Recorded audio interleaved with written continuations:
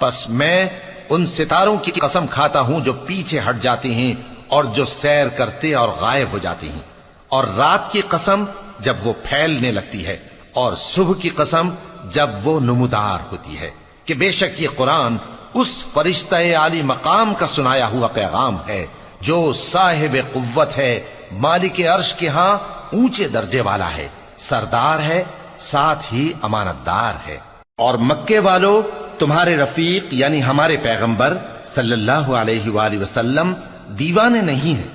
اور بے شک انہوں نے اس فرشتے کو آسمان کے کھلے کنارے پر دیکھا ہے، اور وہ غیب کی باتوں کے ظاہر کرنے میں بخیل نہیں،